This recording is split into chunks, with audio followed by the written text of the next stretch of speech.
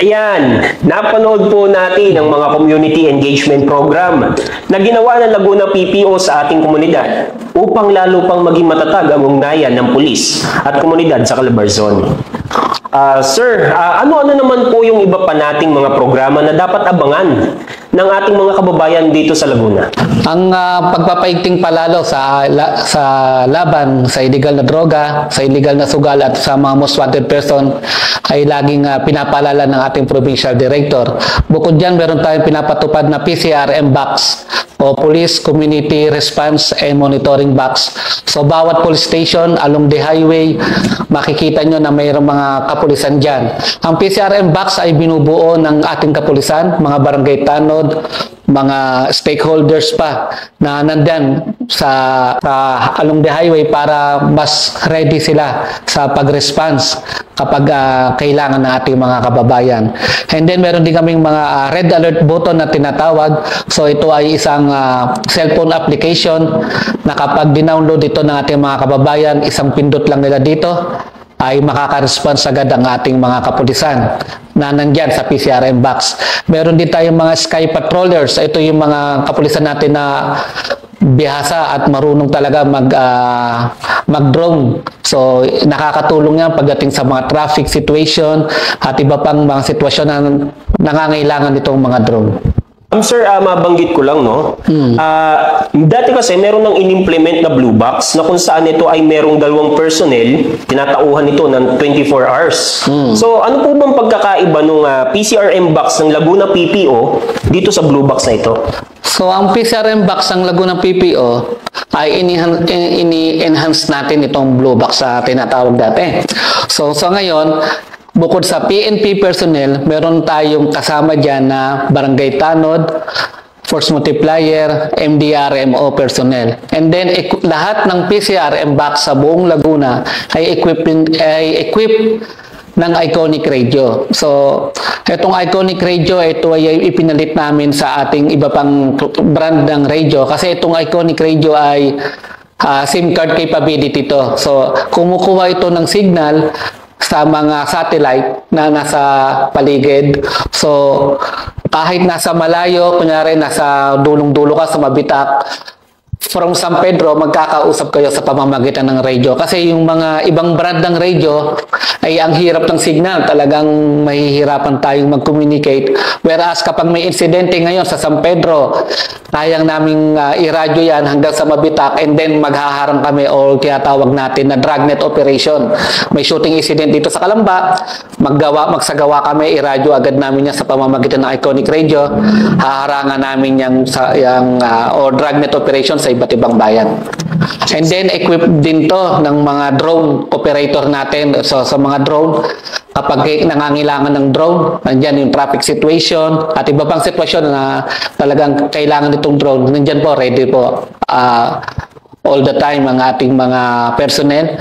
And then, meron din yung sa cellphone nga na sinabi ko kanina, yung alert button. So, kapag one click lang ng ating mga mamamayan, kapag na-download nila sa cellphone nila, automatic yung mga pulis natin magre-responde. Sir, patungkol dito sa application na ginagamit ninyo, saan po ba kaya nila ito maaaring ma-download? Ito ay available lamang sa Android device. So sa Apple o sa iOS ay hindi pa to available. Pero sa Android ito ay available. So masa-search nila yon yung one button app ng PNP.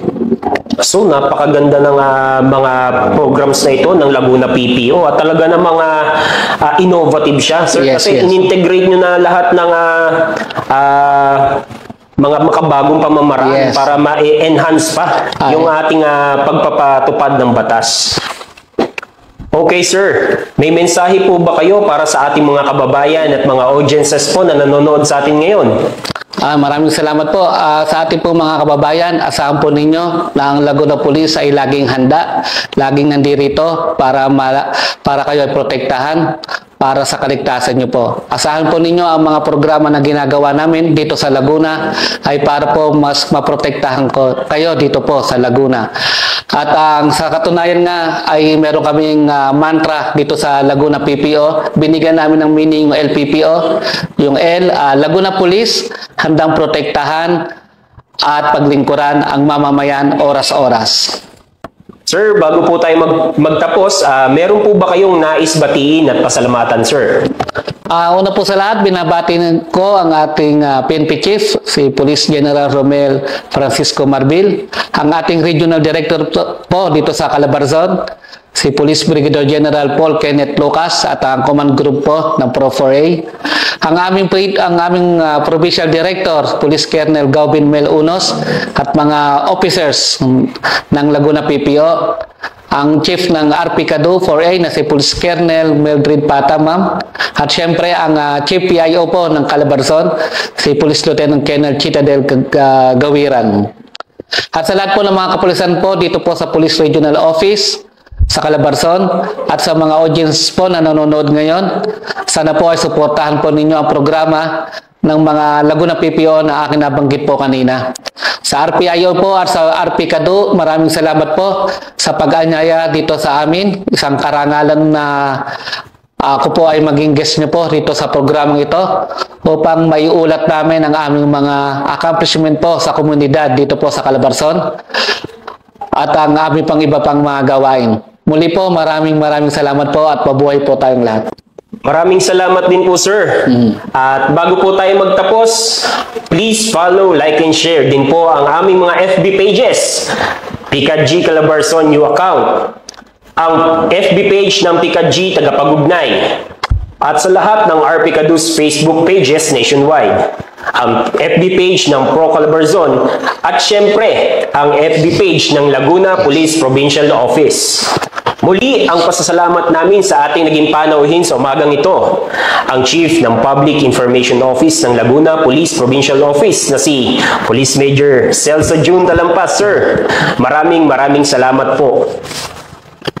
Ang aming taus-pusong pasasalamat sa lahat ng kapulisan ng Pro Calabarzon, sa mga naka-duty 24 oras, LGUs, NGOs, at ang ating mga force multipliers na ating katuwang sa pagpapanatili ng kaayusan at katahimikan sa Calabarzon. Tunay kayong mga bayani ng makabagong henerasyon. Tayo po ay lagi mag-iingat at dalangin po namin ang kaligtasan ng bawat isa. Mula dito sa tanggapan ng Regional Public Information Office, Police Regional Office 4A, ako po ang iyong tagapagugnay, Police Staff Sergeant Arvin A. Enriquez.